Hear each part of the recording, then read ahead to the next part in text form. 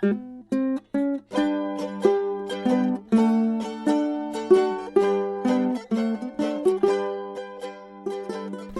to Just Say This, the place to get all the help you need for the Birds and Bees Talks. I'm your host, Amy Lang. Just a quick reminder, this show is for grown-ups because I'll be swearing. There'll be lots of swears, and then I'll also be talking about grown-up sex. I can guarantee that your kids do not want to listen to this, and they really don't want to listen to it with you. You've been warned.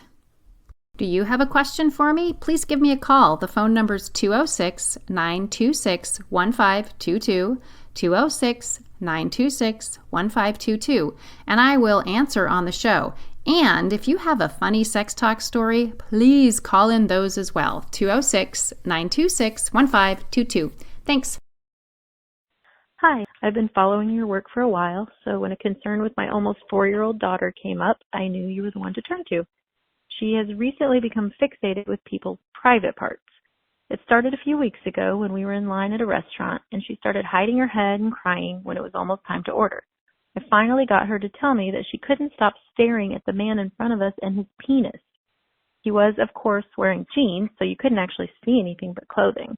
She seemed really bothered by it, and it's escalated to her pulling me aside and asking me questions in my ear dozens of times a day. Things like, is it okay that I saw the top of her underwear when her shirt came up? Or, I accidentally touched the top of my brother's butt while we were playing. Is that okay? What if it was on purpose? Or, is it okay to see someone's private parts if they have clothes on? She's even started telling me things like, I saw the top of that baby's diaper. Or, that lady's sweater brushed up against my butt.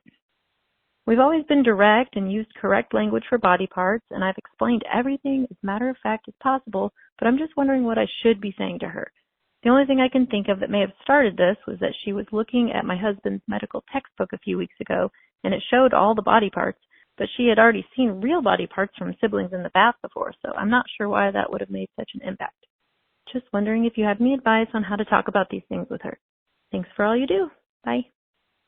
Just a heads up before I answer the question on the show, I did have a consultation with this mama to help make sure her kiddo was okay and safe, and we made a plan because there are some red flags here. So I'm kind of just going to talk about it and then just want you to know this might be a little bit triggering, so please take care of yourself. If you do suspect something's up with your kiddo, highly recommend you contact the Child Advocacy Center in your area, or go to RAINN, RAINN.org, and look for child advocacy places in your neighborhood, as it were. So let's see. So first of all, her level of discomfort and distress, in particular in this moment at the Chipotle, is pretty unusual. And the reason for that is, well, a couple things. First of all, it's not unusual for a kiddo who's 4 to say, I could see his penis. What's unusual is to get upset and cry about it. So that is troublesome.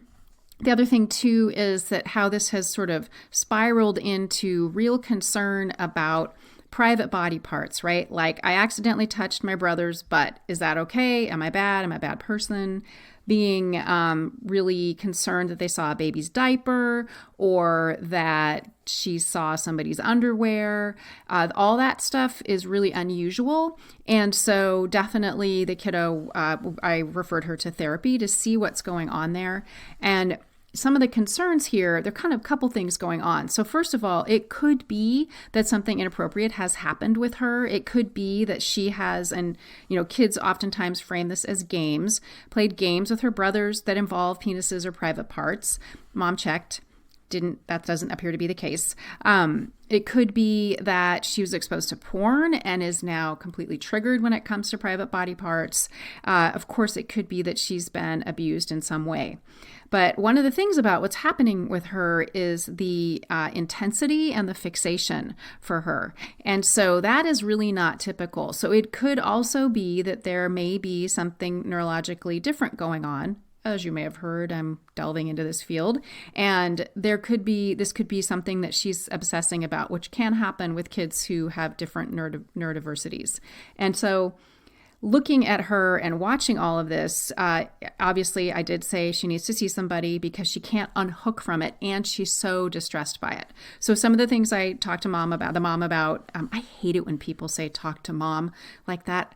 I can't stand that. It just bugs the shit out of me. Anyway, sorry, I almost said it. A couple things I recommended just in terms of how the mom is reacting, how she's reacting. It's very distressing to have a child that can't give it up when it comes to talking about, I saw this, I saw that. And so a few things that I recommended that she do is to really calmly say, thanks for telling me, and redirecting. The nice thing about being 4 is that they're pretty easy to redirect. Thanks for letting me know, redirecting. If they're distressed, would you like a hug? Keeping things really chill, really calm, because one of the things that I learned about this family's household is that it's pretty chaotic. They got a lot of kids, a lot of different ages. There's a lot going on.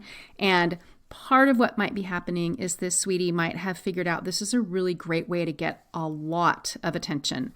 And one of the kids in their family actually takes up a lot of attention for a variety of reasons. And so she could have figured out that this is a way to go. Not healthy, like that may be the case. Still, it's not good.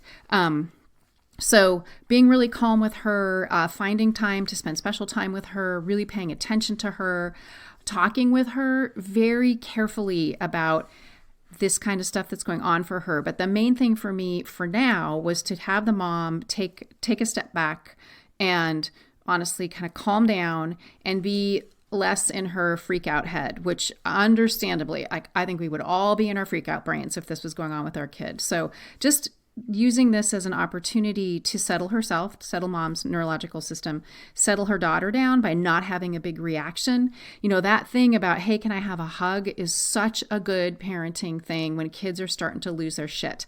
It feels very backwards because oftentimes you want to lovingly flick them in the forehead or run screaming from them.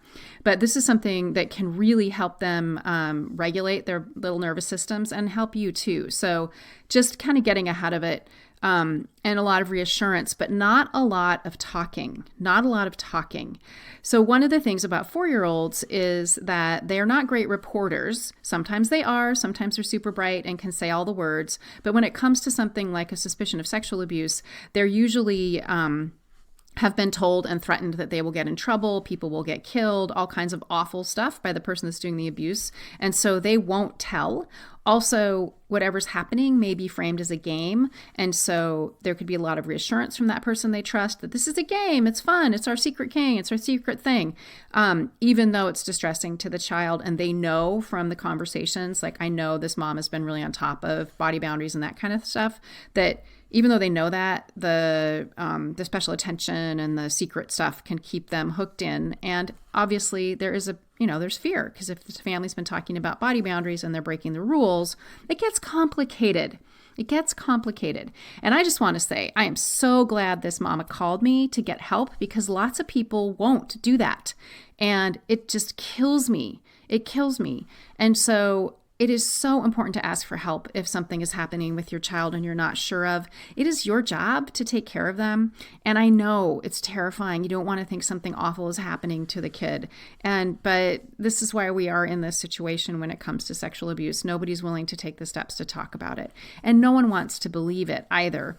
And frankly, in this situation, there are a couple of kids that could be abusing this girl.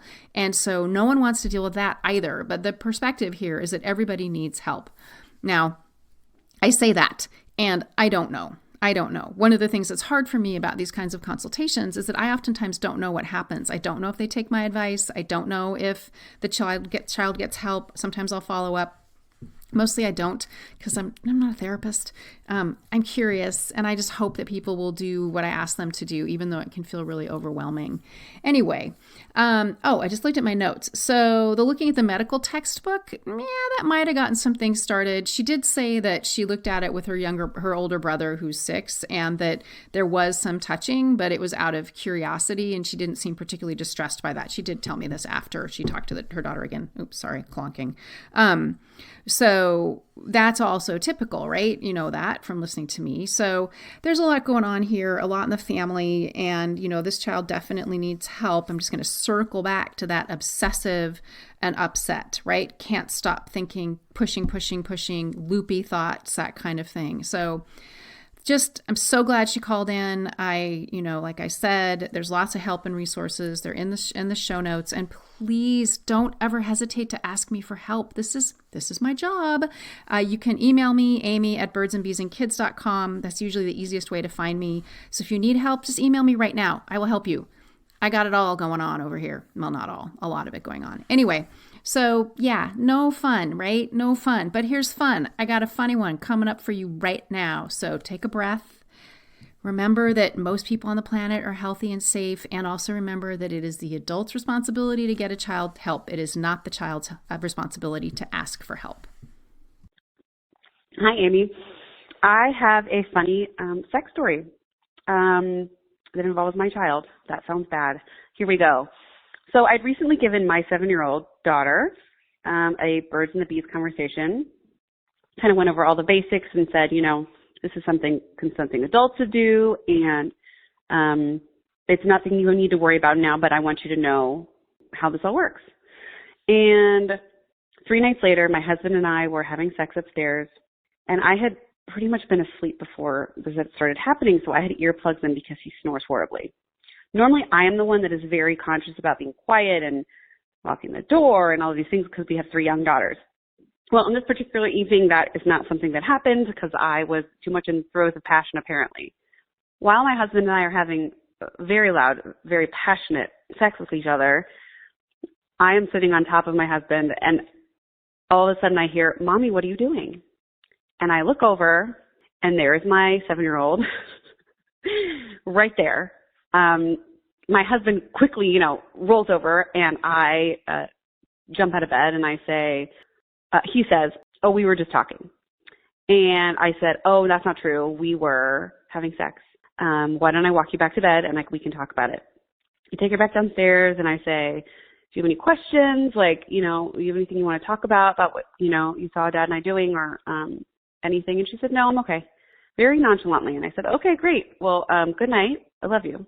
The next morning when she woke up, I, went to her again and I said, "Hey, I know it was probably a little strange. Do you want to talk about what you saw last night?" And she said, "No, I'm good. You and Dad have sex."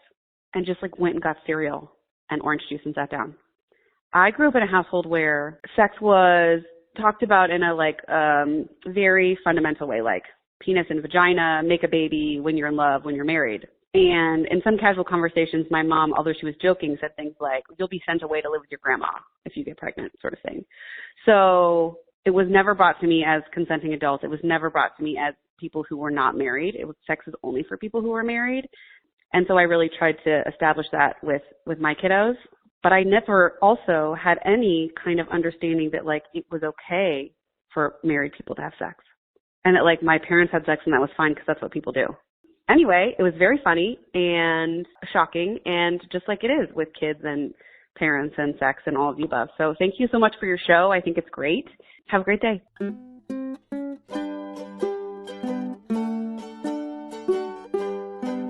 That's it for this week. Thanks to everyone who's been calling in. The number's 206-926-1522. So please leave me a message if you have a question or a tale from the trenches. And thank you to Melanie Smith, my producer, and to Rolf, who wrote the Birds and Bees and Kids theme song.